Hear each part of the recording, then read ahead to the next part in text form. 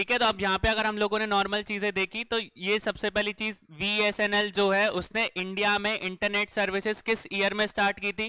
तो हमारी 15 अगस्त 1995 से इंडिया में इंटरनेट सर्विसेज स्टार्ट हो गई थी। ठीक है, और ये भी याद रखना कि जो BSNL है वो स्टार्टिंग में जब इंडिया में आया था, या पूरी कंट्रीज में इसी कंपनी का क्या था, मोनोपोली थी।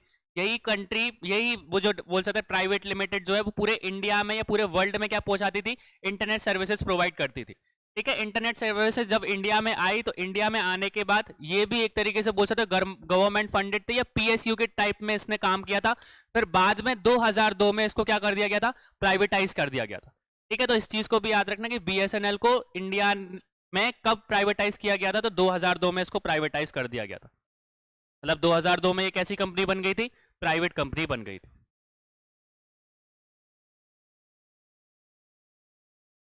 नेक्स्ट देखो, when was the first IoT policy implemented in India? ठीक है, तो when was the first IoT policy, जो बोल सकते हैं कि ड्राफ्ट IoT पॉलिसी बोला जाता है इसको, ये पॉलिसी इंडिया में कब इंप्लीमेंट हुई थी, लागू हुई थी? ठीक है, लागू वाली चीज पूछ रहे हैं।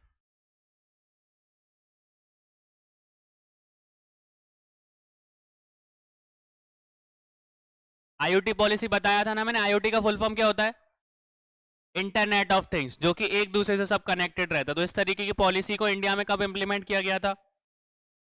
लोग तो 2011 ही बता रहे, इतनी जल्दी भी नहीं हुआ था भैया। उस टाइम पे 3G सर्विसेज तो था पर 4G नहीं आया था। और ये चीज याद रखना, जो इंटरनेट ऑफ थिंग्स है उसमें 4th जनरेशन नेटवर्क का इस्तेमाल होना स्टार्ट हुआ था। जब 4G नेटवर्क हमारे इधर आने का मतलब कि बोल सकते हैं कि ट्रायल स्टार्ट हो गए थे, ट्रायल के बाद लगभग बोल सकते हैं कि हम लोगों ने कुछ सक्सेस प्राप्त कर ली थी वर्ल्ड में। इसके बाद ही IoT वाली जो बोल सकते हैं पॉलिसी को हम लोगों ने इंप्लीमेंट किया था, क्योंकि वो जो IoT है, जो इंटरनेट ऑफ थिंग्स है, वो 3G नेटवर्क्स पे काम नहीं करते, उसके लिए कम से कम 4G नेटवर्क की जरूरत पड़ती है। ठीक है, तो 4G नेटवर्क हमको लगभग किस ईयर में देखने को मिला था? लगभग बोल सकते हैं कि 2012 के टाइम पे, ये 12-13 के टाइम पे इसका बोल सकते हैं कि ट्रायल कंप्लीट हो गए थे। तो उसी के बाद में हमको IoT देखने को मिला था। किस ईयर में देखने को मिला था? तो 2014 में। अब देखो यहाँ पे अगर आपसे क्वेश्चन में पूछा जाए कि लागू किस ईयर में हुआ था ना, तो लागू इन ईयर में नहीं हुआ था। इसको इंप्लीमेंट किस ईयर में किया गया था? 2015 में किया गया था। ठीक है, इसका ड्राफ्ट किस ईयर में बना था? तो वो 2014 में बना था। ठीक है, तो कोई भी आपका बोल सकता है, इनमें से कोई भी आपका आंसर सही नहीं है। अगर आपसे पूछा जाए लागू करने की बात बोल के रखिए ना, तो वो चीज हमारे इधर इंडिया में उस पॉलिसी को कब मतलब रेजोल्यूशन कब पास हो गया था? तो 2014 में। और उसको इंप्लीमेंट कब किया गया, लागू किस ईयर में किया गया? तो 2015 में लागू हुआ था वो। ठीक है, तो इसमें से याद रखना कि इसका आंसर नहीं है, इसका आंसर क्या होगा हमारा? 2015। ठीक है, तो अगर इंप्लीमेंट की बात की, लागू की बात हो रही है, तो 2015 में वो रेगुलेट मतलब इंप्लीमेंट हुआ था। और इसको हम लोग किस नाम से जानते हैं? ड्राफ्ट IoT पॉलिसी के नाम से जानते हैं, जो कि किस मिनिस्ट्री ने पास की थी? इस मिनिस्ट्री को, कौन सी मिनिस्ट्री इस तरीके की ड्राफ्ट लेकर आएगी, पॉलिसी को लेकर आएगी? कौन सी है? जो हमारी इलेक्ट्रॉनिक्स और IT डिपार्टमेंट वाली ministry, ministry of electronics and internet technology. तो इस मिनिस्ट्री ने इसको बोल सकते हैं पास किया था, ये लेकर आई थी इस तरीके की पॉलिसी को पार्लियामेंट में। नेक्स्ट देखो, Bharat net project is funded by, कल हम लोगों ने देखा था भारत नेट प्रोजेक्ट क्या करता है, एक तरीके का नेटवर्क प्रोवाइड करता है। किस तरीके का नेटवर्क प्रोवाइड करता है? कल क्या बताया था मैंने? जो भारत नेट प्रोजेक्ट है वो किस तरीके का नेटवर्क प्रोवाइड करता है? एक जोर से बोलो थोड़ा सा। ठीक है, तो उसको किस नाम से जाना जाता है? National optical fibre network. ठीक है, हम लोगों ने देखा था तो कल भारत नेट प्रोजेक्ट को, या बोल सकते हैं कि भारत नेट प्रोजेक्ट को पहले किस नाम से जाना जाता था? तो नेशनल ऑप्टिकल फाइबर नेटवर्क के नाम से जाना जाता था। बाद में इसका नाम चेंज करके क्या रख दिया गया? भारत नेट रख दिया गया, भारत नेट प्रोजेक्ट। तो ये हमसे पूछ रहे हैं कि इसको किसने फंड किया है? क्या वर्ल्ड बैंक ने इसको फंड किया है? किसने किया है?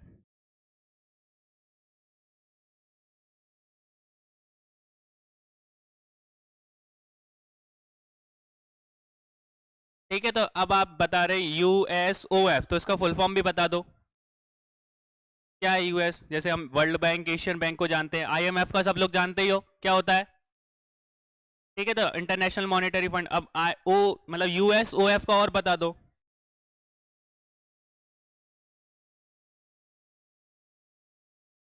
यूएसओएफ का फुल फॉर्म क्या है?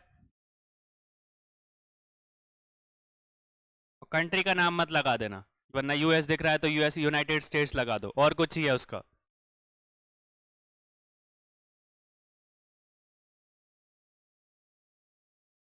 ठीक है, तो एक ने बता दिया यूनिवर्सल सर्विस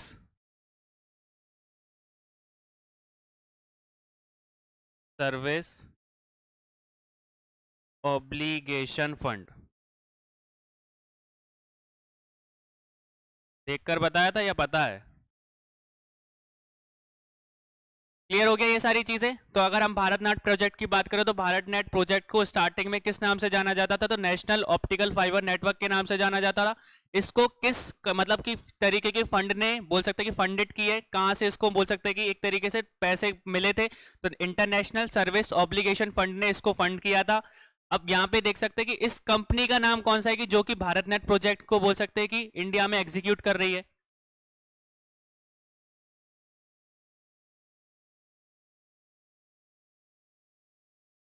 कंपनी का भी तो नाम होगा, तो कंपनी का नाम बताओ, क्या है उस कंपनी का नाम? कल हम लोगों ने देखा था कि उस कंपनी के अंदर तीन चीजें लाया करती है। ठीक है, तो हमने रेलटेल के बारे में बात करा था, पावर ग्रिड के बारे में बात करा था, और तीसरी कौन सी थी? वो तीन कंपनीज के बारे में बताया था ना कि, और तीसरी कौन सी थी जो ग्राम पंचायत लेवल तक हमारी मतलब वो ऑप्टिकल फाइबर को पहुंचा रही है? तो बीएसएनएल। अब उन तीनों कंपनी वो किसके अंडर में आती हैं? वो कौन सी मतलब लिमिटेड कंपनी है, नेटवर्क लिमिटेड है, जो कि वो तीनों कंपनीज को काम करवा रही है? तो उसका नाम क्या है? BBNL, Bharat broadband network limited. ठीक है, तो हमारा मेन चीज यहाँ से हम लोग यहाँ से क्या समझा कि भारत नेट प्रोजेक्ट को पहले नेशनल ऑप्टिकल फाइबर नेटवर्क के नाम से जाना जाता था, बाद में उसका नाम चेंज होके क्या हो गया? भारत नेट प्रोजेक्ट हो गया। ठीक है, उस प्रोजेक्ट को कौन फंड कर रहा है? तो यूनिवर्सल सर्विस ऑब्लिगेशन फंड या यूएसओएफ फंड कर रहा है। अब आपसे पूछ लिया जाए कि कौन सी कंपनी है, कौन सी प्राइवेट लिमिटेड कंपनी है जो कि इस प्लान को या भारत नेट प्रोजेक्ट को क्या कर रहे हैं? इंप्लीमेंट कर रही है। तो उस कंपनी का नाम क्या है? Bharat broadband network limited. और उस लिमिटेड कंपनी के अंदर कितनी कंपनीज आती हैं? तो तीन कंपनीज आती हैं, कल ही हम लोगों ने पढ़ी। एक power grid corporation of India, दूसरी बीएसएनएल, और तीसरी रेलटेल। लिखूंगा यहाँ पे, ये चीज क्लियर हो गई यहाँ से? तो ये सारी की सारी इंपॉर्टेंट भारत प्रोजेक्ट, वो भारत नेट प्रोजेक्ट से रिलेटेड, इसको याद रखना। नेक्स्ट सीखो, who is the founder of Twitter? तो ट्विटर के फाउंडर कौन है?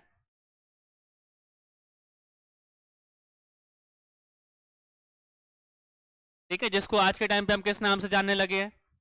ठीक है, तो सिंपल सा हमने कर दिया, कौन फालतू करेगा, तो एक्स कर दो। ठीक है, इसकी पीछे की स्टोरी में नहीं जा रहे हैं हम लोग अब। ठीक है, तो बोल सकते हैं ये चारों के चारों ही है, जैक डॉसली, नोग्लेस, बिच स्टोन और एवन विलियंस, ये चारों के चारों किसके फाउंडर है? ट्विटर के फाउंडर है। किस ईयर में ट्विटर फाउंड हो गया था? तो 2006 में। नेक्स्ट देखो, what is the former name of Bharat net project? तो अभी देखा हम लोगों ने।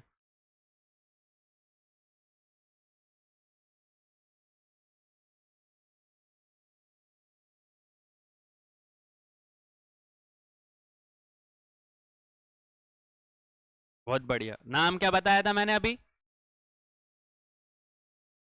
इनमें कहीं दिख रहा है? तो फिर एक आंसर कैसे लगा दिया आप लोगों ने?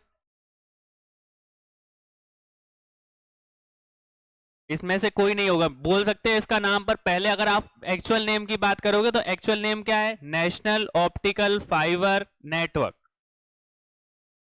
ठीक है, तो इनमें से कोई भी नहीं है। जो चीज पढ़ी है उस पर थोड़ा सा ध्यान दिया करो, इस तरीके की चीजें अगर आपको देखने को मिलेगी तो यहाँ पे आंसर गलत हो जाएगा आपका। क्लियर हो ये चीज? भारत नेट प्रोजेक्ट का पहले नाम क्या था? तो national optical fibre network. Next देखो, हु इन्वेंटेड एचटीएमएल?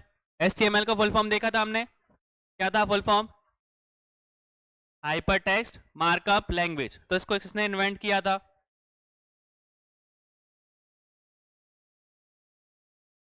ठीक है, तो जिसने www वर्ल्ड वाइड वेब बनाया था उसी ने वर्ल्ड वाइड वेब किसकी मदद से, किस लैंग्वेज की मदद से बनाया था? हमारे HTML की मदद से। तो कौन है वो? हमारे टिम बर्नर ली। ठीक है, किस ईयर में HTML को फाउंड किया था उन्होंने? 1993 में। ठीक है, तो वर्ल्ड वाइड वेब में जो भी वेब पेजेस बनाने के लिए उन्होंने एक तरीके की लैंग्वेज का इस्तेमाल किया था। किस ईयर में वो लगभग उन्होंने उसको बताया था? तो 1993 में उसकी बोल सकते ट्रायल कंप्लीट हो गए थे। ठीक है, नेक्स्ट देखो, हु इन्वेंटेड ईमेल? ईमेल को किसने फाउंड किया था?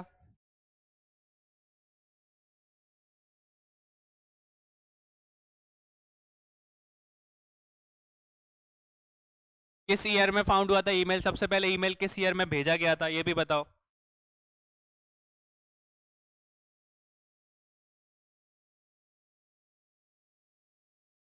ठीक है, तो आर टॉम लिंसन ने इसको फाउंड किया था। किस ईयर में फाउंड किया था ये भी बता दो। सबसे पहला ईमेल किस ईयर में भेजा गया था? बहुत पहले भेजा गया था, 1971 में भेजा गया था। ठीक है, और उसमें किस चीज का इस्तेमाल हुआ था? तो एप्रा नेट का इस्तेमाल किया गया था। एप्रा नेट का इस्तेमाल करके उन्होंने बोल सकते हैं कि ईमेल को भेजा था, एक जगह से दूसरी जगह पे भेजा गया था इसको। नेक्स्ट देखो, who is the inventor of www? फिर से वही क्वेश्चन आ गया। कौन है हमारे? Tim Berners Lee. ठीक है, किस ईयर में देखा था? तो हम लोगों ने देखा था वर्ल्ड वाइड वेब को किस ईयर में फाउंड कर दिया था उन्होंने। ठीक है, तो ये सीक्वेंस याद रखना, 1989 में उन्होंने www बनाया। इसके बाद 1993 की बात करें तो www तो बना दिया उन्होंने, वर्ल्ड वाइड वेब तो बना दिया, पर वेब पेजेस बनाने के लिए कोई ना कोई लैंग्वेज की जरूरत पड़ेगी। तो 1993 में उन्होंने क्या बनाया? HTML की एक लैंग्वेज बनाई, हाइपर टेक्स्ट मार्कअप लैंग्वेज। और 1994 में हमने देखा वर्ल्ड वाइड वेब को संभालने के लिए एक तरीके का क्या बनाया उन्होंने? इंटरनेशनल स्टैंडर्ड ऑर्गेनाइजेशन बनाई, जिसको हम लोग किस नाम से जानते हैं? W3 स्कॉटियम के नाम से जानते हैं। तो ये टाइमलाइन याद रखना बस। नेक्स्ट देखो, what was the two parts of an email address? तो ईमेल एड्रेस के दो कौन से भाग, कौन कौन से भाग होते हैं? इसका आंसर किसी का गलत नहीं होना चाहिए।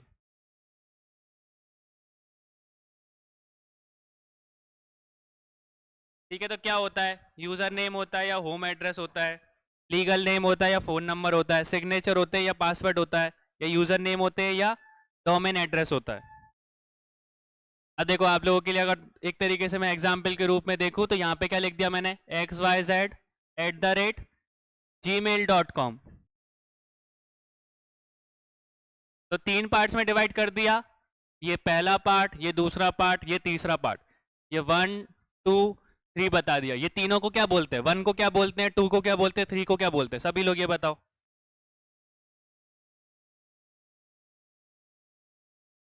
आपने आंसर तो बता दिया, यूजर नेम और डोमेन एड्रेस, तो वो तो आंसर सही है। पर जो पहला XYZ है या जो रहता है उसको क्या बोला जाता है? जो जीमेल है उसको क्या बोला जाता है? और .com जो है उसको क्या बोला जाता है? ठीक है, तो 2 का आंसर आ गया। 1 का भी बताओ सभी। 1 क्या होता है हमारा?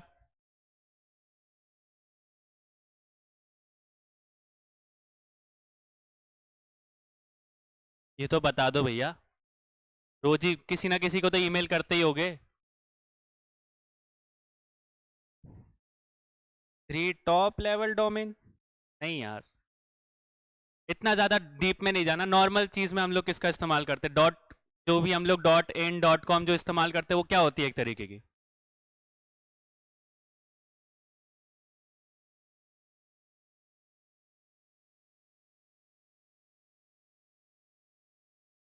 ठीक है, तो ज्यादातर लोगों ने बता दिया। तो जो पहला XYZ है वो क्या होता है हमारा? यूजर नेम होता है। जो भी आपका नाम रहता है, नाम के हिसाब से आपकी ईमेल आईडी बनती है। @gmail जो है वो जीमेल क्या होता है हमारा? डोमेन नेम होता है। और .com की बात करें तो .com क्या होता है? एक तरीके का एक्सटेंशन होता है। ठीक है, हमने देखे थे ये कि .com .in .org ये सारे के सारे क्या होते हैं? एक्सटेंशन होते हैं। तो जिस अगर कमर्शियल तरीके से हम लोग इस्तेमाल कर रहे हैं तो .com होगा, अगर बोल सकते हैं इंडिया के लिए कर रहे हैं तो .in होगा, या कोई ऑर्गेनाइजेशन है या एजुकेशन है तो .edu हो जाएगा। ठीक है, तो ये जो .com .in होता है ये सारे के सारे एक्सटेंशन है। जो जीमेल हमको देखने को मिलता है, जीमेल, याहू, ऑरकुट, ये सारे के सारे डोमेन नेम होते हैं, और स्टार्टिंग में जो हम लोग लगाते हैं @ से पहले, वो सारा का सारा क्या होता है, हमारा यूजर नेम होता है। ठीक है, तो कौन कौन सी चीजें इस्तेमाल की जाती है दो पार्ट्स में ईमेल में, तो एक है हमारा यूजर नेम, दूसरा हमारा डोमेन, और तीसरा अगर आपसे पूछ लिया जाए तो डॉट एक्सटेंशन भी इसमें आ जाएगा। नेक्स्ट देखो, विच of the following is not a search engine, इनमें से कौन सर्च इंजन नहीं है?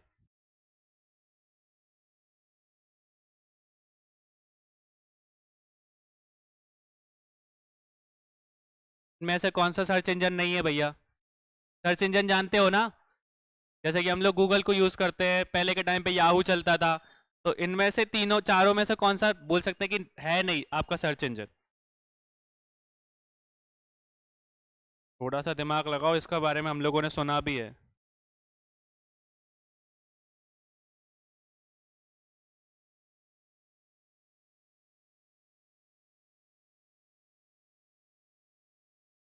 जैसे पहले अभी के टाइम पे फेसबुक, मतलब पहले चलता था फेसबुक, अभी तो नहीं चलता, पर हम अपनी एज की बात करें, 10,000, 11, 13, 14 के टाइम पे फेसबुक चलता था ना, तो फेसबुक के ही तरह फेसबुक से पहले एक उसी के जैसा एक तरीके का हमको साइट देखने को मिलती थी, उसका नाम क्या था, जो गूगल ने ही बनाई थी?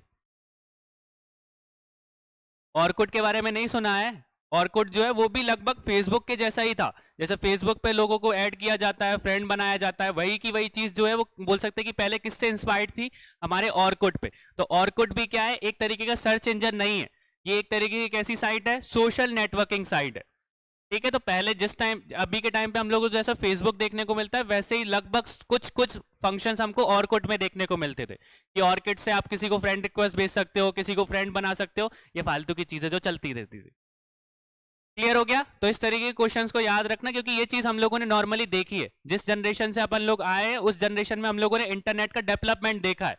ठीक है, क्योंकि अगर 20, मतलब कि आप बोल सकते हैं कि 2000 की बात करो, तो उस टाइम पे छोटे छोटे फोन हुआ करते थे। ठीक है, हमने नोकिया का जमाना भी देखा है, नोकिया के बाद हम लोगों ने डेवलपमेंट भी देखा है, पहले एंड्रॉइड आया, एंड्रॉइड में भी बोल सकते हैं सबसे छोटे वर्जन से हमने स्टार्ट किया। इसके बाद हम लोग आठ अपडेटेड फॉर्म में 1G देखा, 2G देखा, 3G देखा, 4G देखा, 5G भी देख रहे हैं, 6G भी देखेंगे। तो इस तरीके से डेवलपमेंट हुआ है, तो ये सारी चीजें जो आपकी लाइफ में चली वो इंपॉर्टेंट रोल प्ले करेंगी।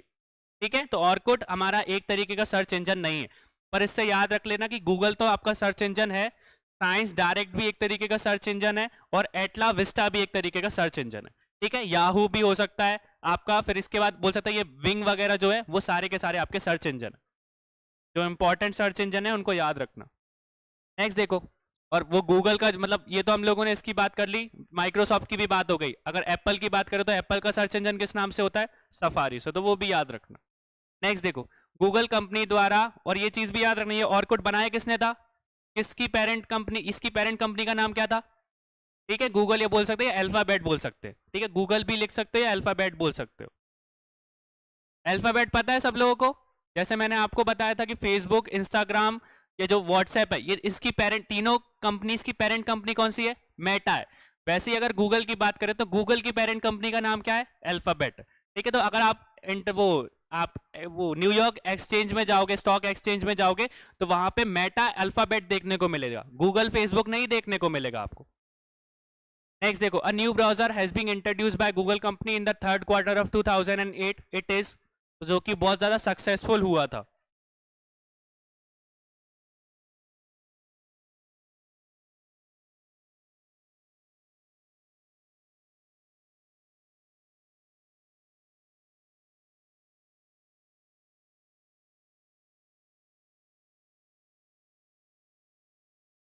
ठीक है, तो कौन सा देखने को मिलता है हमको, गूगल क्रोम देखने को मिलता है। जो गूगल क्रोम है वो किसका है हमारा, मतलब क्रोम किसका है, गूगल का है। तो किस ईयर में हमको देखने को मिल गया था, ये 2008 में इसकी डिस्कवरी हो गई थी। नेक्स्ट देखो, सही जोड़ी बनाइए, तो आपको बताना है कि कौन सी कंपनी के फाउंडर कौन कौन से हैं। ठीक है, विप्रो के, टीसीएस के, एनफोसिस के, सत्यम कंप्यूटर्स के, तो कौन कौन से हमारे बोल सकते हैं इनके फाउंडर्स हैं, फाउंडर का नाम क्या है?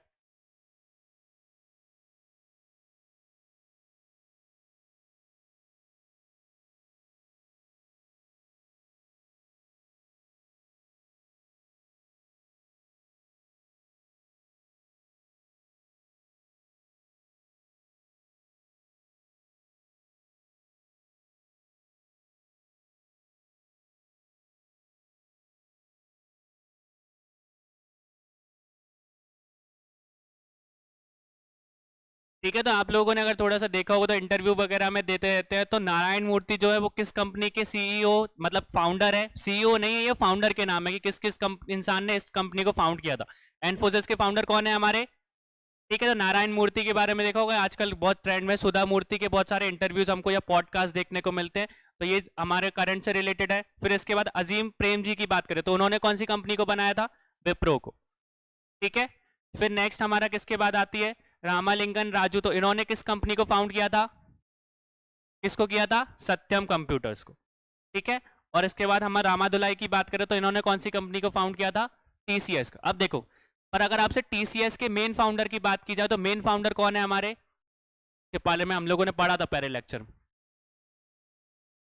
ठीक है, तो एफसी को लिए जो है उनको बोल सकते हैं कि मेन फाउंडर बोला जाता है टीसीएस का। अब वो नहीं थे तो इसलिए हम लोगों को क्या बोल सकते हैं कि रामादुलाई का नाम देना पड़ा। जैसे जेआरडी टाटा की बात में देखोगे तो जेआरडी टाटा भी को फाउंडर बोले जाते हैं टीसीएस के, पर मेन जिसके कारण ये टीसीएस स्टार्ट मतलब बोल सकते हैं कि फाउंड हुई थी वो कौन है? हमारे एफसी कोहली। ठीक है, तो एफसी कोहली नहीं है तो इसलिए अगर जेआरडी टाटा नहीं है तो फिर इसके बाद रामादुलाई जो थे उस कमेटी के हिस्सेदार थे जब ये कंपनी टीसीएस बनी थी। टीसीएस का फुल फॉर्म क्या है? Tata consultancy services. ठीक है, नेक्स्ट देखो, विच of the following is inconsistent, इनमें से कौन सा स्टेटमेंट सही नहीं है? इनकंसिस्टेंट मतलब कि एक तरीके से जो गलत स्टेटमेंट है उसको पता लगाना है हमको, और इसके लिए आपके लिए ऑप्शन है कि एक या एक से ज्यादा भी इसमें गलत हो सकते हैं।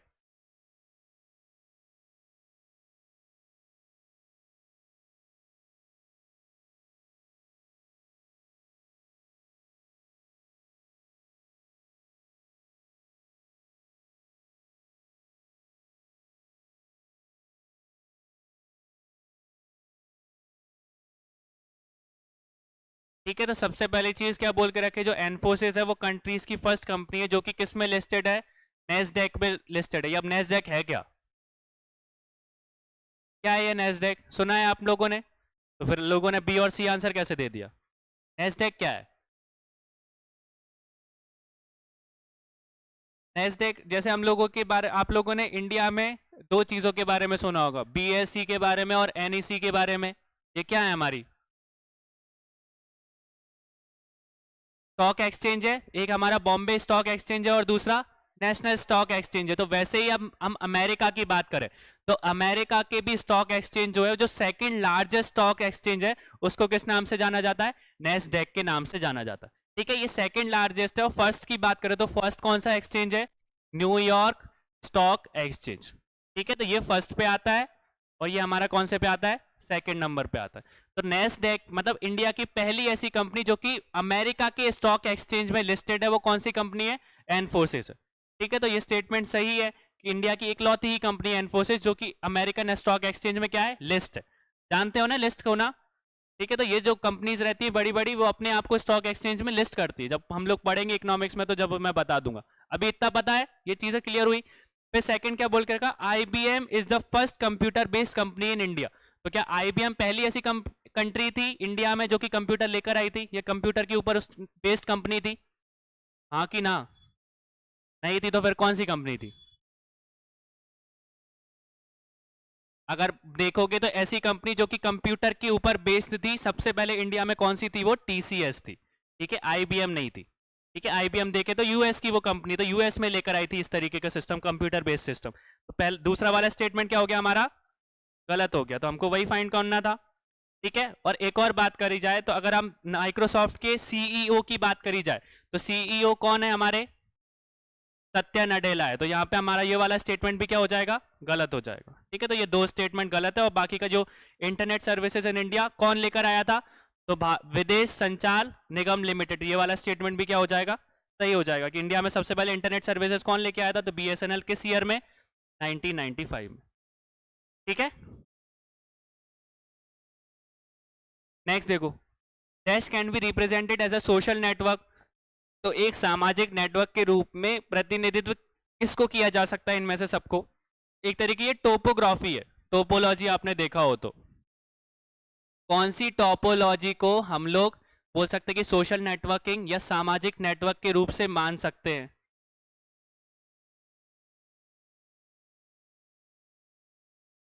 टोपोग्राफीज पढ़ी हैं आप लोगों ने? अब ज्यादा डीप में तो नहीं जा रहा हूं, पर बेसिकली बोल सकते तो टी वो वाला स्टार टोपोग्राफी, टी वो बोला टोपोग्राफी, ग्राफ, ट्री, ये सारी की सारी जो रहती है वो इंपॉर्टेंट रिंग जो रहती है वो एक तरीके की टोपोग्राफी रहती है। अब टोपोग्राफी का मतलब समझो, जैसे ट्री की बात कर रहा हूं मैं, ट्री का मतलब क्या होता है, ब्रांचेस के बारे में समझते हो तो एक ब्रांच से दूसरी चीज रिलेटेड है। अगर आपने बोल सकते हो कि जड़ को या नीचे वाले पार्ट को डिवाइड कर दे तो वो पूरा का पूरा जो बोल सकते हैं कि जो जड़ है, जो पेड़ है, वो भी क्या हो जाएगा, टूट जाएगा। तो वैसे ही हमारी जो टी टॉपोग्राफी रहती है वो भी क्या रहती है, एक दूसरे से कनेक्टेड रहती है। ठीक है, जैसे ब्रांचेस की फॉर्म में एक रहेगा तो एक से दो कनेक्टेड रहेंगे, अब इसके भी दो रहेंगे। ठीक है, इसके भी कितने रहेंगे, ये भी दो से कनेक्टेड होगा। फिर इसके बाद हम लोग देखेंगे तो ये कनेक्ट होते जाएंगे, ये कनेक्ट होते जाएंगे। जब आप देखोगे तो इसका जो पोर्शन है वो कैसा लगेगा हमको, ट्री के जैसा लगेगा। तो इसके लिए हमको क्या बोला जाता है, टी बोल सकते, टोपोग्राफी बोली जाती है। कैसे कि एक इंसान है तो एक इंसान से दो इंसान कनेक्टेड है, फिर दो इंसान से बाकी के दो इंसान कनेक्टेड है। तो अगर आप देखोगे इसको, जब पूरा स्ट्रक्चर बनेगा तो सारे के सारे लोग एक मतलब सब आपस में इंटरकनेक्टेड हो जाएंगे कि नहीं हो जाएंगे। तो वैसे का वैसे सोशल मीडिया है, अगर आपने एक सोशल मीडिया पे एक पिंग कर दिया या एक मैसेज को सर्कुलेट किया तो वो पूरे के पूरे लोगों तक पहुंचेगा कि नहीं पहुंचेगा। तो उस तरीके की टोपोलॉजी किस में आती है, हमारी टी टोपोग्राफी भी उसी में इंक्लूड रहती है और ग्राफ टोपोग्राफी भी उसी में इंक्लूड रहती है। अब ग्राफ कैसी रहती है, ये ट्री की फॉर्म में रहता है, जो ग्राफ रहता है वो इस तरीके की फॉर्म में रहता है हमारा। ठीक है, ये भी बोल सकते हैं कि इससे कनेक्टेड रहता है। तो ये सारी की सारी एक बेसिक लाइन है, तो ये बेसिक लाइन से ये सारे के सारे लोग एक दूसरे से कनेक्टेड हैं। तो ये भी किसका एग्जाम्पल हो जाएगा, सोशल नेटवर्किंग साइट का एग्जाम्पल हो जाएगा कि सभी लोग एक दूसरे से कनेक्टेड। ठीक है, बहुत सारी हमने टोपोग्राफी देखी जो कि कैसी रहती है, इंडिविजुअल रहती है कि एक का डाटा दूसरे तक नहीं पहुंचता, तो वो सोशल नेटवर्किंग में नहीं आएगा। सोशल नेटवर्किंग का हम लोगों का क्या मतलब है कि एक इंफॉर्मेशन जो है वो सभी लोगों में सर्कुलेट हो जाए। तो अभी की बात करते हैं ना कि कोई ट्विटर पे एक ट्वीट कर दे, तो ट्वीट अगर कर दी और उसका सर्कुलेट हो गया तो वो ट्वीट सबके पास पहुंच जाती है, सब लोग रीट्वीट करना स्टार्ट कर देते हैं। तो वही चीज है कि सोशल मीडिया की कोई चीज छुपी नहीं रहती, एक बार सामने आती है तो वायरल होने में ज्यादा टाइम नहीं लगता। ठीक है, तो हमारी जो सोशल नेटवर्किंग टाइप साइट है वो दो तरीके की टॉपोग्राफी को यूज करती है, एक है ग्राफ और दूसरी हमारी ट्री। ठीक है, ट्री ट्री जैसा लगता है और ग्राफ हमारा इस तरीके का रहता है। नेक्स्ट देखो, IP version 6 protocol defines IP address as, मतलब ये जो आईपी इंटरनेट प्रोटोकॉल वर्जन 6 है उसमें कितने बिट की आईपी एड्रेस का हम लोग इस्तेमाल करते हैं।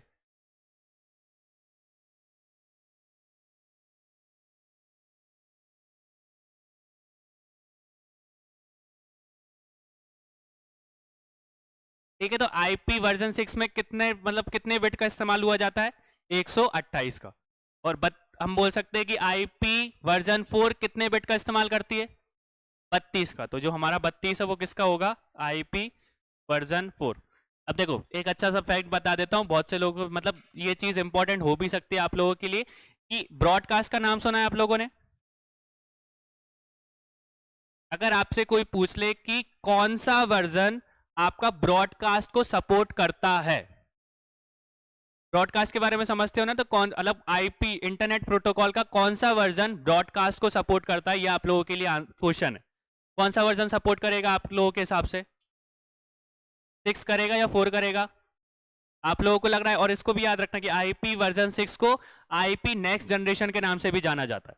ठीक है, नेक्स्ट जनरेशन के नाम से भी हम लोग जानते हैं। तो एक चीज अच्छे से समझना कि जो हमारा आईपी वर्जन 6 है वो ब्रॉडकास्ट को सपोर्ट नहीं करता।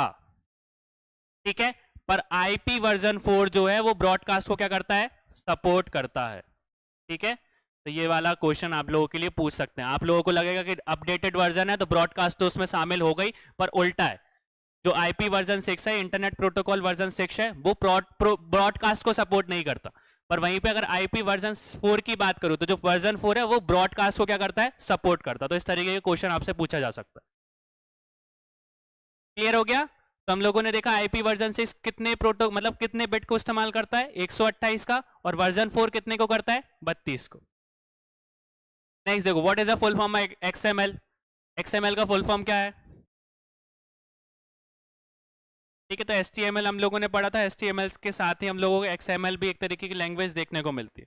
तो क्या है इसका नाम, एक्सटेंसिबल मार्कअप लैंग्वेज। ठीक है, एचटीएमएल के बाद में हम लोगों ने इस तरीके के मार्कअप लैंग्वेज का इस्तेमाल किया था वेब पेजेस को और एक्सटेंड करने के लिए, इसलिए इसका नाम क्या रख दिया गया, एक्सटेंसिबल मार्कअप लैंग्वेज। नेक्स्ट देखो, it is a method of making automatic prediction about a users interest in collecting the preference. तो एक बोल सकते हैं, एक कार करके उपयोगकर्ताओं की हितों के बारे में बोल सकते हैं कि जो इंफॉर्मेशन है उसको कलेक्ट करने की विधि को किस नाम से जाना जाता है?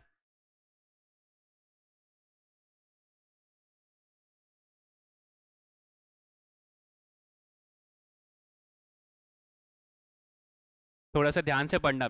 कलेक्ट करने का मतलब कि जो इंफॉर्मेशन रहती है उसको कलेक्ट करने वाली चीज को किस नाम से जाना जाता है? ये चीज मैंने आपको डिस्कस करके बताई भी थी। जैसे मिंत्रा वगैरह की, आप फ्लिपकार्ट की बात करो तो जब मिंत्रा के ऐप में जाके आप किसी चीज को पसंद करके आते हो या किसी प्रोडक्ट को सर्च करते हो, तो वही चीज जब आप बाहर आते होगे तो वही ऐड के रूप में देखने को मिलती है आपको। तो आपका इंटरेस्ट, एक तरीके से उस इंटरेस्ट की इंफॉर्मेशन को क्या कर लिया उन्होंने, कैप्चर कर लिया। तो उस चीज को टेक्निकल वे में किस नाम से जाना जाता है? तो उसको किस नाम से जाना जाता है? कोलैबोरेटिंग फिल्टरिंग के नाम से जाना जाता है। किस नाम से जाना जाता है? कोलैबोरेटिव फिल्टरिंग के नाम से जाना जाता है। इसका बेस्ट एग्जांपल हम लोगों ने डोनाल्ड ट्रंप के टाइम पे देखा था कि डोनाल्ड ट्रंप ने बेसिकली इसी इंटरेस्ट का इस्तेमाल करके लोगों को क्या करना कोशिश की थी, मतलब मोटिवेट करने की कोशिश की थी, लोगों का इंटरेस्ट जागने की कोशिश की थी। और जो लोगों का इंटरेस्ट है उसी के हिसाब से उन्होंने अपना मैनिफेस्टेशन बनाया और लोगों को उसी तरीके से क्या करा, पेश करा। क्योंकि लोगों को जो चाहिए, अगर आपने वो चीज पता कर ली, तो अगर आपने वही चीज अगर लोगों को बता दी, उनको बिना बता मतलब बना आपसे पूछे, तो वो इंसान क्या हो जाएगा, खुश हो जाएगा और आपको उसी तरीके से क्या देगा, इंटरनेट सर्विस एक तरीके से सुविधाएं देना मतलब वो कर देगा। जैसे हम लोगों को अगर नॉर्मली देखें तो आप वेब मिंत्रा में गए और आपका मन है कि कहीं ना कहीं तरीके से मेरे को टी शर्ट मिल जाए या फुल स्लीव टी शर्ट मिल जाए, जो कि आजकल ट्रेंडिंग में चल रहा है।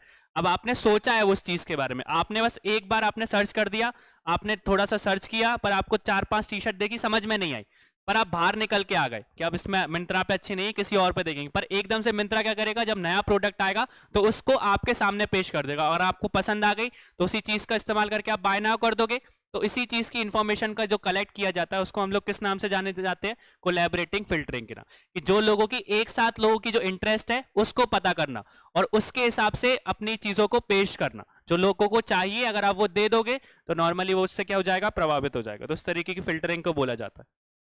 नेक्स्ट देखो, choose the correct option related to ICANN organisation. तो ICANN ऑर्गेनाइजेशन किससे रिलेटेड, कौन कौन से वाक्य जो है वो सही है?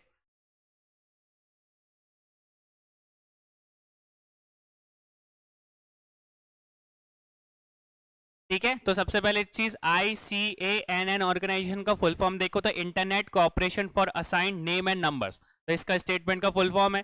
किस ईयर में स्टैब्लिश हुआ था? तो 1998 में स्टैब्लिश हुआ था। फिर इसका फंक्शन क्या है? तो providing IP address and domain name on the internet. तो हमारे जो बोल सकते हैं कि जो IP एड्रेस रहता है या डोमेन नेम रहता है उसको प्रोवाइड करने वाली ऑर्गेनाइजेशन का नाम क्या है? तो ICANN, जिसको हम लोग internet corporation for assigned names and number के नाम से जानते हैं। तो सारे के सारे स्टेटमेंट क्या है हमारे? ठीक है, तो यहां से याद रखना कि आपसे पूछ लिया जाए कि किस तरीके की ऑर्गेनाइजेशन आपके IP एड्रेस और आपके डोमेन नेम को प्रोवाइड करती है, तो ICANN याद रखना। नेक्स्ट देखो, what is the full form of internet related ISP। जो हमको ISP देखने को मिलता है, तो जो ISP है उससे रिलेटेड, जो इंटरनेट से रिलेटेड ISP जो चीज है उसका फुल फॉर्म क्या होता है?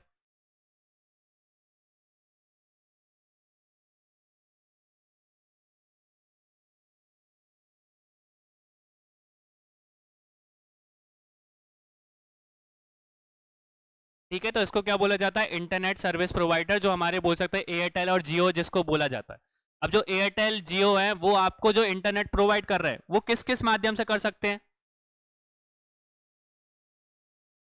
अभी तो हम लोग ऑप्टिकल फाइबर्स को इस्तेमाल कर रहे हैं। ऑप्टिकल फाइबर्स के अलावा भी 4 ऐसी चीजें हैं जहां से आपके जो सर्विस प्रोवाइडर है वो आपको इंटरनेट प्रोवाइड करते हैं। वो कौन कौन सी चीजें हैं? अभी हम लोगों ने देखा सबसे लेटेस्ट कौन सा चल रहा है हमारा, ऑप्टिकल फाइबर। इनके अलावा भी 3 चीजें और हैं।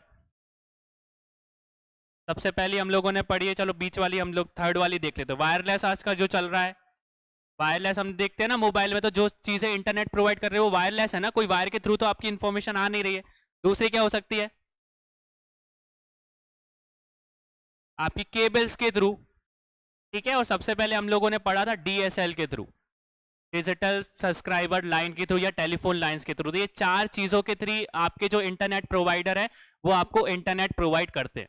ठीक है, तो इस तरीके का क्वेश्चन पूछ लिया जाए कि from which four means that the internet provider provide the internet. तो डीएसएल के थ्रू भी इंटरनेट प्रोवाइड करते हैं, केबल्स के थ्रू भी करते हैं, वायरलेस के थ्रू भी करते हैं, और हमारे ऑप्टिकल फाइबर्स के थ्रू करते हैं, क्योंकि जो लेटेस्ट आजकल चल रहा है। ठीक है, अभी आपने लेटेस्ट देखा होगा कि जियो ने एयर फाइबर भी लॉन्च किया है। ठीक है, तो वो भी बोल सकते हैं कि उसको याद, उससे रिलेटेड थोड़ा सा पढ़ लेना। ठीक है, जो लेटेस्ट बोल सकते हैं कि इसको रिप्लेस करके एयर फाइबर का उन्होंने इस्तेमाल किया है, जिसमें जो सेटअप बॉक्स है और ये चीज है उसको एक ही में कंबाइन कर दिया। अभी आप देखोगे तो जियो फाइबर लगवाओगे तो राउटर अलग लगेगा, सेटअप बॉक्स अलग लगेगा। अभी एयर फाइबर में एक ही बॉक्स रहेगा, उसी में आपके उसी में सेटअप बॉक्स है, उसी में राउटर है। तो दो अलग अलग चीजों की चीज उन्होंने एक में कन्वर्ट कर दी, तो उसको पढ़ लेना थोड़ा सा एयर फाइबर के बारे में। नेक्स्ट देखो, व्हाट इज द मतलब option related to IP version 6 of internet protocol. ठीक है, तो इंटरनेट प्रोटोकॉल वर्जन 6 से रिलेटेड कौन कौन से स्टेटमेंट सही है। ठीक है, तो लोगों ने पढ़ा भी नहीं, डी डी आंसर दे दिया। तो सबसे पहली चीज जो वर्जन 6 है वो किस ईयर में बना था, 1998 में। हमको अभी हाल देखा तो ये फॉर्मेट में कितने बिट का इस्तेमाल होता है, 128 का होता है। वर्जन 4 की बात करो तो उसमें 32 बिट का इस्तेमाल होता है। और इसमें जो ग्रुप रहता है वो एक दूसरे से किससे मतलब अलग अलग रहता है, तो कॉलन से डिवाइडेड रहता है। जैसे अगर यहाँ पे लिख दिया A B B B C C C, तो इसके बीच में डिफ्रेंशिएट करने के लिए क्या बनाया लगाया जाता है, कॉलन लगाया जाता है। ठीक है, तो सारे के सारे स्टेटमेंट क्या हो गया हमारे। नेक्स्ट देखो, which protocol is use to transfer files from one system to another. Files को ट्रांसफर करने के लिए हम लोग कौन से प्रोटोकॉल का इस्तेमाल करते हैं।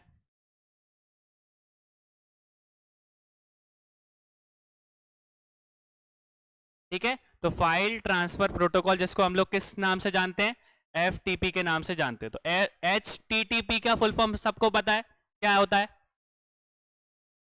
Hyper text transfer protocol. SMTP का फुल फॉर्म क्या होता है, सिंपल मेल ट्रांसफर प्रोटोकॉल। और टीसीपी का फुल फॉर्म क्या होता है, ट्रांसमिशन कंट्रोल प्रोटोकॉल। तो ये सारे के सारे वो फुल फॉर्म याद रखना है इनके। नेक्स्ट देखो, how many maximum characters can be there in a domain name. तो डोमेन नेम में हम लोगों ने देखा था यूजर नेम और डोमेन नेम, तो उसमें मैक्सिमम कैरेक्टर्स कितने हो सकते हैं।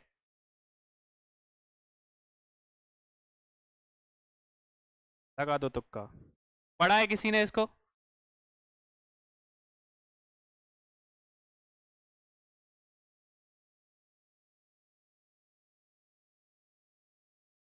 देखो, अब टेक्निकल वे में अगर हम लोग देखें तो ये क्वेश्चन ही गलत है, मतलब ऑप्शन गलत है।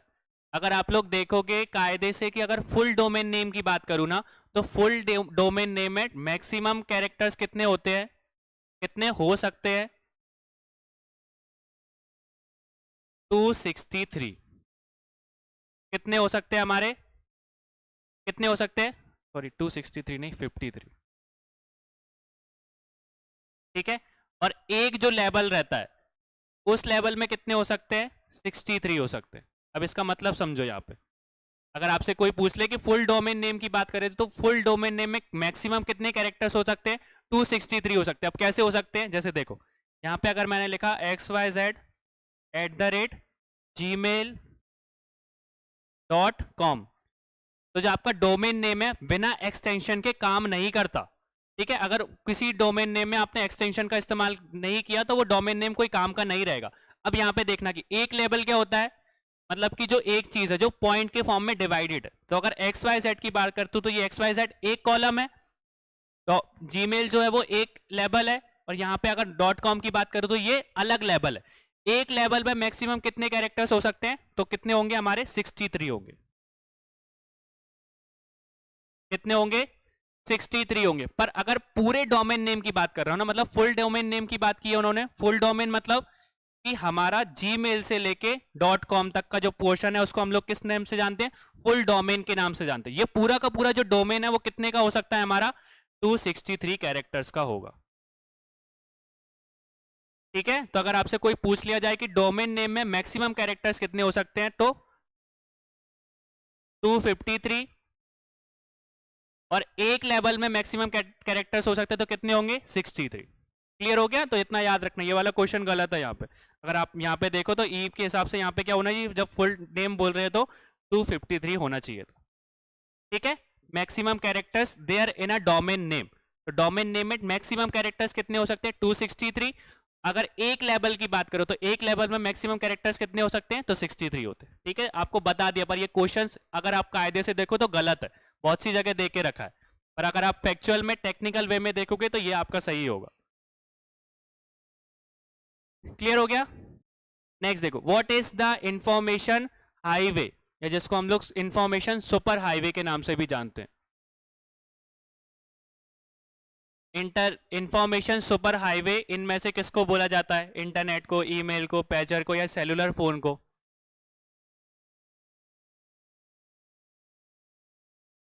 ठीक है, तो जो हमारा इंटरनेट है या वर्ल्ड वाइड वेब है, इन दोनों चीजों को मिला के क्या बोला जाता है? इंफॉर्मेशन सुपर हाईवे बोला जाता है। ये एक तरीके की टर्मिनोलॉजी है जो कि जर्मन्स ने बनाई थी। ठीक है, तो जर्मन्स इस्तेमाल करते हैं इस टर्मिनोलॉजी का कि इंफॉर्मेशन सुपर हाईवे को उन्होंने इंटरनेट और वर्ल्ड वाइड वेब के नाम से जाना था।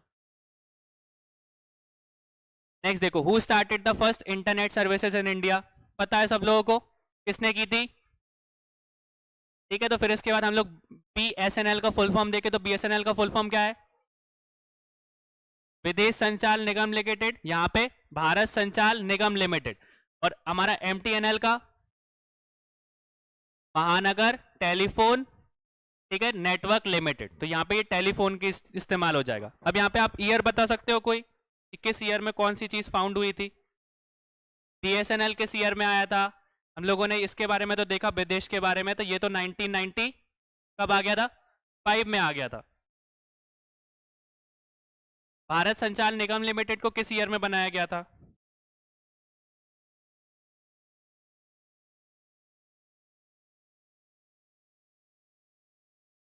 ठीक है, तो बीएसएनएल का सही बता दिया यहाँ पे कि 2000 में बनाया गया था। अब एमटीएनएल बचा, तो एमटीएनएल किस ईयर में हमको देखने को मिला था? महानगर टेलीफोन निगम लिमिटेड किस ईयर में हमको आ गई थी इंडिया में? ठीक है, तो बीएसएनएल का हो गया। एमटीएनएल का बताया है, तो लगभग हम लोग बोल सकते हैं कि 1896 के टाइम पे आया था, 1986 के टाइम पे आया था। ठीक है, और एक और चीज आपसे यहाँ पे पूछ लिया जाए कि इंटरनेट सर्विसेज जो है वो इंडिया में किस ईयर में आ गई थी?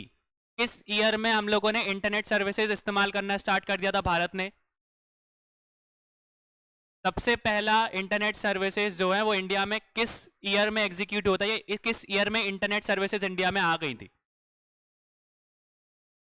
ठीक है, तो किस ईयर में आ गई थी? 1986 में आ गई थी। ठीक है, उस टाइम पे जो इंटरनेट सर्विस है वो इंडिया वाले लोग किसके लिए इस्तेमाल करते थे? रिसर्च के लिए इस्तेमाल करते थे। ठीक है, रिसर्च के लिए भी बोल सकते हैं और एजुकेशन के लिए भी बोल सकते हैं। ठीक है, तो हमसे अगर दो तरह के क्वेश्चन पूछे जाए कि कौन सी कंपनी इंडिया में सबसे पहले इंटरनेट सर्विसेज लेकर आई थी, तो वो बीएसएनएल है, वो विदेश संचार निगम लिमिटेड है। किस ईयर में लेकर आई थी? 1995 में। पर इंडिया में इंटरनेट सर्विसेज किस ईयर में स्टार्ट हो गई? तो 1986 में। ठीक है, किस लिए की जाती थी उस टाइम पे? तो रिसर्च के बेसिस, रिसर्च के लिए इस्तेमाल किया जाता था इंटरनेट का, और एजुकेशन के लिए इस्तेमाल किया जाता था। ठीक है, इस तरीके के क्वेश्चन को याद रखना। पे लिख ही दूं वरना भूल जाओगे आप।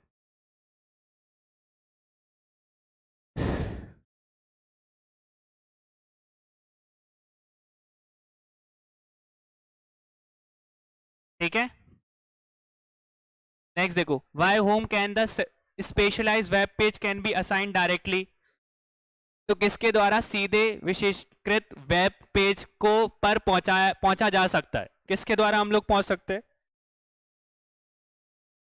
ठीक है, कभी कभी आप लोग देखते हो तो लिंक को कॉपी करते हो ना, जैसे मान के चलो कि अभी ये फेसबुक की, अगर यूट्यूब की आपको मेरी वाली वीडियो को आपको किसी को भेजना हो, तो आप क्या करोगे? उस चीज को कॉपी कर सकते हो, लिंक को कॉपी करोगे और वो उस पे व्हाट्सएप पे पेस्ट कर सकते हो।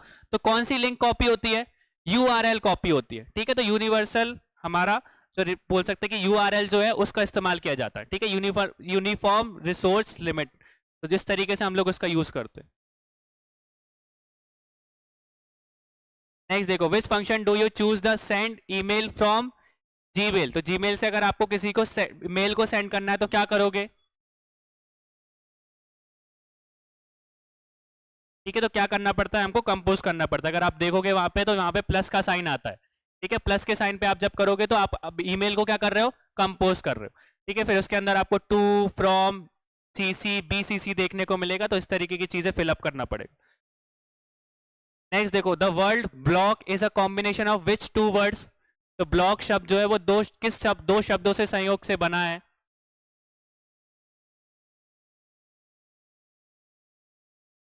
ठीक है, किन दो चीजों से मिलके बना है? तो एक जो ब्लॉग है वो हमारा एक वेब और लॉग से मिलके बना है।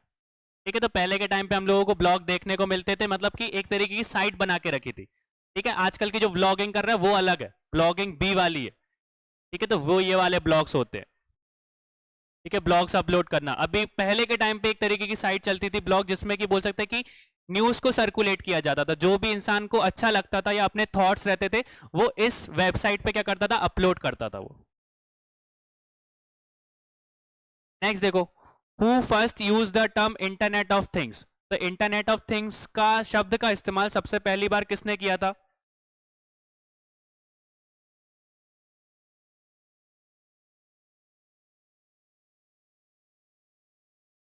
किसने किया था? तो केविन एस्टोन ने किया था। किस ईयर में किया था इंटरनेट ऑफ थिंग्स का इस्तेमाल? 1999 में किया था। ठीक है, तो 1999 में सबसे पहले इंटरनेट ऑफ थिंग्स शब्द का इस्तेमाल किया गया था। किसने किया था? केविन एस्टोन ने किया था। नेक्स्ट देखो, in which language have the website of Facebook and Yahoo being prepared? तो जो फेसबुक है और ये जो याहू है, सबसे पहले वेबसाइट थी, इसके बाद ऐप बना था। तो जो वेबसाइट हमको देखने को मिलती थी वो किस लैंग्वेज में बनी थी सबसे पहले?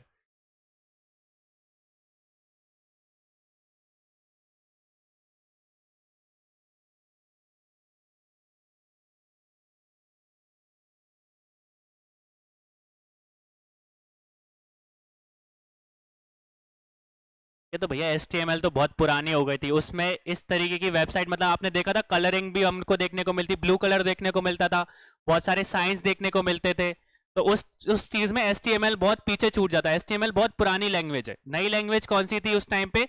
PHP। क्योंकि PHP में बहुत सारी चीजों को हम लोगों को देखने को मिलता, जो उसका फ्रंट एंड रहता था ना, जैसे ही आप खोलते थे तो आपको पूरे की पूरी चीज देखने को मिलती थी। जो न्यूज फीड देखने को मिलती थी, नीला कलर देखने को मिलता था, सिंबल्स देखने को मिलते थे। तो वो HTML से नहीं बना सकते हम लोग। उसके लिए हम लोग किस लैंग्वेज का इस्तेमाल करते थे? PHP का। अब देखो, हम लोग नॉर्मली देखे तो फेसबुक की अगर मैंने पढ़ा था तो इस हिसाब से अगर आप फ्रंट एंड को देखोगे, तो फ्रंट एंड मतलब कि जब आप उस पेज को ओपन करोगे, ओपन करते हैं ना, तो ओपन करने के लिए किस लैंग्वेज का इस्तेमाल किया गया था? तो PHP का इस्तेमाल किया गया था। ठीक है, इसके बाद आप चैट के ऑप्शन में जाते हो, चैट करते हो, तो चैट के लिए किस लैंग्वेज का इस्तेमाल किया गया था? तो इरलैंग का इस्तेमाल किया गया था। एयरलैंग एक तरीके की लैंग्वेज है जिसमें टेक्स्ट का बोल सकते चैट में हम लोग जिस तरीके से मैसेज सेंड करते हैं, रिसीव करते हैं, तो जो लैंग्वेज हमको देखने को मिलती है ना, वो जो टर्मिनल, वो जो चीज है वो किस लैंग्वेज में बनी थी? तो एयरलैंग में बनी थी। और बहुत सी जगह पे बोल सकते हैं कि जावा का और C++ का भी इस्तेमाल किया गया था उस वेबसाइट में। ठीक है, तो ये चार लैंग्वेजेस से मिलके हमारी बोल सकते हो फेसबुक बनी थी। अगर आप स्टार्टिंग का फ्रंट एंड देखोगे, सबसे पहले वेब पेज देखोगे, तो उसको मतलब PHP से बनाया गया था। चैट वाला ऑप्शन देखोगे, जब आप किसी से चैट करते हो तो उसका बोल सकते हैं कि प्रोसेस अलग है।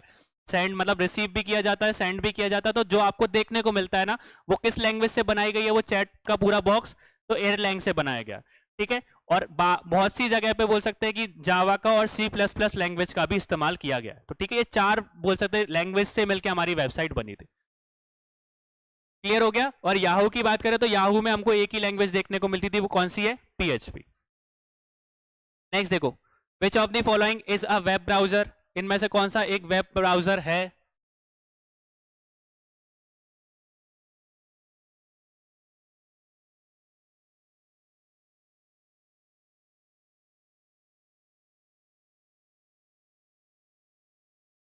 ठीक है, तो अगर आप बोलोगे मैक्सटॉन, थॉर, ब्रेव, ये सारे के सारे क्या है? एक तरीके के आपके वेब ब्राउजर्स हैं। ठीक है, जैसे हम लोग गूगल क्रोम को देखते हैं, मोजिला को देखते हैं, तो ये सारे के सारे भी एक तरीके के आपके आते हैं। What is a browser use for? जो वेब ब्राउजर है उसका इस्तेमाल किस लिए किया जाता है?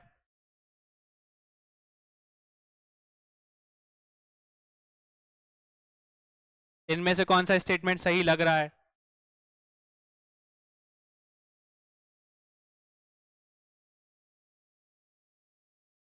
किसके लिए किया जाता है? लोगों को लिटरेट करने के लिए, या technical, for technical peoples, for non technical peoples, या people who need to remember the command, ऐसे लोग जिन्हें कमांड याद रखने की जरूरत है। ठीक है, तो अगर इन ऑप्शंस में से देखें तो इन ऑप्शंस वैसे वेब ब्राउज़र का काम क्या होता है? इंफॉर्मेशन को एक्सेस करना। किसको एक्सेस करना? इंफॉर्मेशन को एक्सेस करना, जो कि कहां पर हमको देखने को मिलती है? वर्ल्ड वाइड वेब पे देखने को मिलती है कि जो वर्ल्ड वाइड वेब पे जो भी इंफॉर्मेशन है उसको हम लोग एक्सेस कर सके। किससे कर सकते हैं उसको एक्सेस? हम लोग वेब ब्राउजर के थ्रू कर सकते हैं। अगर ये ऑप्शन नहीं है तो इनमें से हम लोग क्या कर सकते हैं? इंफॉर्मेशन को कलेक्ट कर रहे हैं, उस इंफॉर्मेशन को कलेक्ट करके क्या किया जा रहा है? लोगों को लिटरेट किया जा रहा है, पढ़ाया जा रहा है। तो इसके हिसाब से ये वाला स्टेटमेंट क्या हो जाएगा? सही हो जाएगा। पर आपसे कोई पूछ ले कि वेब ब्राउजर क्या है, तो वेब ब्राउजर क्या करता है? जो भी वर्ल्ड वाइड वेब पे इंफॉर्मेशन रहती है उस इंफॉर्मेशन को हम लोग एक्सेस किसके थ्रू कर सकते हैं? वेब ब्राउजर के थ्रू कर सकते हैं। बिना वेब ब्राउजर के हम लोग www से जो भी इंफॉर्मेशन है उसको क्या नहीं कर सकते? एक्सेस नहीं कर सकते। नेक्स्ट देखो, who among the following started the network called ARPANET, जिसको advance research project administration network के नाम से जानते हैं। जो एप्रानेट है, या जिसको बोल सकते हैं नामक जो नेटवर्क है, उसको किसने शुरू करा था? ठीक है, तो ये पढ़ा था हम लोगों ने। कौन सी डिफेंस ने किया था? यूएस डिपार्टमेंट ऑफ, बोल सकते हैं डिफेंस ने किस ईयर में किया था? तो 1969 में सबसे पहले इसको बनाया गया था। ये पहले लेक्चर में हम लोगों ने पढ़ा था। नेक्स्ट देखो, when was public internet services launched by BSNL in India? तो इंडिया में पब्लिकली जो कि सभी लोगों ने इंटरनेट को यूज करा हो, वो कब किया था बीएसएनएल ने? भारत विदेश संचार निगम लिमिटेड ने। ठीक है, तो पब्लिकली कब अनाउंस हो गया था? 15 अगस्त 1995 में। और मैंने आपको बताया था कि इंडिया में सबसे पहली बार जो बोल सकते हैं कि आपकी इंटरनेट सर्विस है वो किस ईयर में आ गई थी? 86 में आ गई थी। पर पब्लिकली सभी लोगों ने उस इंटरनेट को एक्सेस कब ईयर में किया था? 1995 में। तो पहले जब रिसर्च और एजुकेशन के लिए इंटरनेट का यूज किया जाता था सभी लोगों के लिए, पब्लिकली कब कर दिया गया था? 15 अगस्त 1995 को कर दिया था। नेक्स्ट देखो, choose the correct option related to IP version 4। तो आईपी वर्जन 6 से रिलेटेड हम लोगों ने स्टेटमेंट को देखा। अब 4 से रिलेटेड देखो तो क्या बोल के रखा? It was developed in 1981 and it is the most use internet protocol. तो आज के टाइम पे भी आप देखोगे तो किस इंटरनेट प्रोटोकॉल का सबसे ज्यादा इस्तेमाल किया जाता है? तो आईपी वर्जन 4 का। तो मैंने आपको बताया था कि इसमें ब्रॉडकास्ट मतलब करने की परमिशन हमको देखने को मिलती है, पर ब्रॉडकास्ट की जो सुविधा है हमको वर्जन 6 में देखने को नहीं मिलती। इसलिए ये बहुत पॉपुलर इंटरनेट प्रोटोकॉल है आज के टाइम पे भी। ठीक है, तो याद रखने ये किस ईयर में बन गया था? 1981 में बन गया था। तो पहला स्टेटमेंट क्या है? सही है। दूसरा हमने देखा था कि आईपी वर्जन 6 जो है वो कितने बिट का इस्तेमाल करता है? 128 का। वर्जन 4 कितने का करता है? 32 बिट का। ठीक है, और इसके जो बोल सकते हैं ईच ग्रुप है वो किससे डिवाइडेड रहते हैं? डॉट से डिवाइडेड रहते हैं। और हमारे जो वर्जन 6 है उसके जो पॉइंट्स रहते हैं वो किससे डिवाइडेड रहते हैं? कॉलम से डिवाइडेड रहते हैं। ठीक है, तो ये सारे के सारे स्टेटमेंट सही है। ठीक है, तो ये दोनों के बारे में अच्छे से पढ़ना। 4 और 6 के बारे में, तो 4 हम लोगों ने देखा कि 1981 में बना था, 32 बिट्स का इस्तेमाल करता है, और इसमें क्या रहता है? हमारे डॉट्स से हमारे ईच लेवल जो रहता है वो अलग अलग रहता है, ईच ग्रुप अलग अलग रहता है। नेक्स्ट देखो, लिंकिंग टू अनदर डॉक्यूमेंट्स और web pages on which related information is located is called. तो किसी अन्य दस्तावेज या वेब पेज जिस पर संबंधित सूचना स्थित है से जुड़ने को क्या कहलाया जाता है? उस चीज को हम लोग क्या कहते हैं?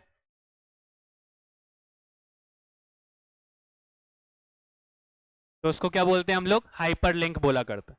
कि अगर एक लिंक से हम लोग दूसरे, उस लिंक से हम लोग डॉक्यूमेंट्स या वेब पेजेस को एक्सेस कर पा रहे हैं तो उस चीज को क्या बोला जाता है? Hyperlink. नेक्स्ट देखो, through which we can log in to any computer in the world connected to the network and work on it. तो किसके माध्यम से हम इंटरनेट से जुड़े विश्व के किसी भी कंप्यूटर पर लॉग इन कर सकते हैं? उस कार्य को क्या कहा जाता है? उसको हम किस में काउंट करते हैं? टेल नेट में करते हैं, या यूज नेट में करते हैं, या पुश नेट में करते हैं? ठीक है, हम लोगों ने देखा है ना, जैसे भी अगर आप एक कंप्यूटर में अगर एफबी की वेबसाइट खोलना चाहते हो तो उसमें भी खोल सकते हो, लॉग इन उसमें भी कर सकते हो, बस लॉग आउट कर देना। फिर दूसरे अगर आप किसी और वो कंप्यूटर पे गए तो उस पर भी आप अपने साइट को खोल सकते हो, अपनी प्रोफाइल को खोल सकते हो। तो उस चीज को क्या क्या, क्या बोला जाता है, क्या बोला जाता है, टेलनेट बोला जाता है। ठीक है, नेक्स्ट देखो, who among the following is a founder of Infosys. हाँ, तो इन्फोसिस कंपनी के फाउंडर को क्या बोल, कौन थे, हमने देखा था अभी, कौन थे, नारायण मूर्ति थे। तो उन्होंने इन्फोसिस को किस ईयर में स्टैब्लिश किया था, किस ईयर में फाउंड किया था, 1981 में। ठीक है, किस ईयर में फाउंड किया था, 1981 में। नेक्स्ट देखो, which are the subsidiaries of Facebook. तो फेसबुक की सब्सिडरीज कौन कौन सी है,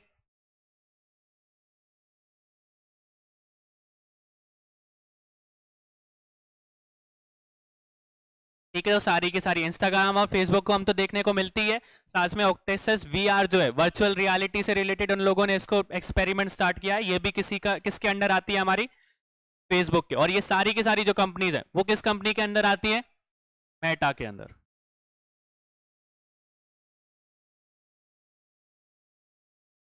नेक्स्ट देखो, what is junk email called. तो जो जंक ईमेल रहते हैं उनको क्या बोला जाता है, क्या बोला जाता है, स्पैम बोला जाता है। हमने देखा है, आप जब जीमेल खोलते होगे तो आपका इनबॉक्स लिखा रहता है, ड्राफ्ट लिखा रहता है, फिर आउटबॉक्स रहता है, आउटबॉक्स के नीचे सबसे नीचे क्या रहते हैं, स्पैम रहते हैं। स्पैम मतलब कि जितने भी आपके जंक मेल्स रहते हैं वो उसमें जाके स्टोर हो जाते हैं, और लगभग 30 दिन के बाद वो अपने आप ऑटोमेटिक डिलीट हो जाते हैं, आप अगर उनको करो भी नहीं तो। What is the extension form of ASP in a computer network. तो कंप्यूटर नेटवर्क में जो एएसपी है उसको किस नाम से जाना जाता है,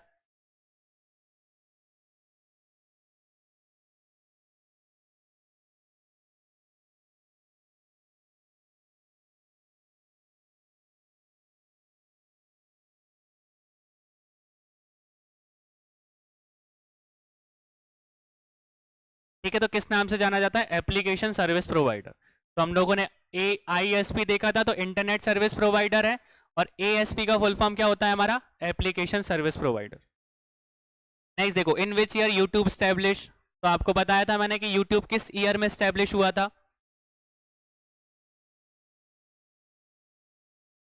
ठीक है, तो मैंने आपको बताया था कि 2004 में गूगल ने इसको खरीद लिया था, और यूट्यूब के नाम से किस ईयर में स्टैब्लिश किया था इसको, तो 2005 में। ठीक है, तो यूट्यूब हमको किस ईयर में देखने को मिल गया था, 2005 में। नेक्स्ट देखो, which social link network platform is called SMS of internet. किस सोशल नेटवर्किंग प्लेटफॉर्म को एसएमएस ऑफ इंटरनेट के नाम से जाना जाता है,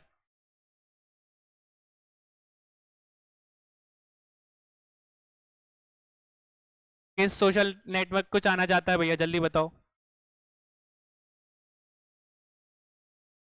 व्हाट्सएप को बोलते हैं, ट्विटर को बोलते हैं, इंस्टाग्राम को बोलते हैं, या फेसबुक मैसेंजर को बोलते हैं। एसएमएस ऑफ इंटरनेट किसको बोला जाता है, किसको बोला जाता है, ट्विटर को बोला जाता है। ठीक है, तो ट्विटर का दूसरा नाम आज के टाइम पे हम लोग जिसको एक्स के नाम से जानते हैं उसको एसएमएस ऑफ इंटरनेट के नाम से जाना जाता है।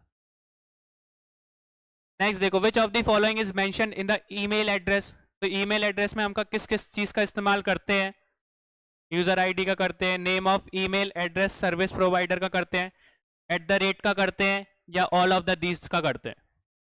ठीक है, तो सभी चीज का करते हैं। हम लोगों ने देखा यूजर आईडी भी रहती है, डोमेन भी रहता है, @ का भी इस्तेमाल किया जाता है, और हमारे सर्विस जो ईमेल जिसको भेज रहे हैं उसके बारे में भी हमको देखने को मिलता है। तो ऑल ऑफ द अबव।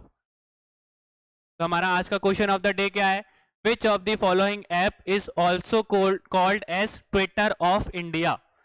तो इंडिया के ट्विटर के नाम से किस ऐप को कहा जाता है, तो ये आपका क्वेश्चन ऑफ द डे है। तो आज हम लोगों ने लगभग रिलेटिवली क्वेश्चंस को देखे, और कल के सेशन में भी इस सेशन को कंप्लीट करके हम अपने यूनिट को खत्म करेंगे। ठीक है, तो कुछ क्वेश्चंस बचे हैं जो इंटरनेट और हमने बोल सकते हैं कि सोशल नेटवर्किंग साइट से रिलेटेड क्वेश्चंस को देखा, इनको एक बार अच्छे से कर लेना। और आज का क्वेश्चन यही है कि जो हमारा इंडिया है, ट्विटर ऑफ इंडिया, या ट्विटर इंडिया का ट्विटर के नाम से किस ऐप को बोला जाता है। तो इसका आंसर सभी लोग हमारे कमेंट सेक्शन में देना। ठीक है, थैंक यू।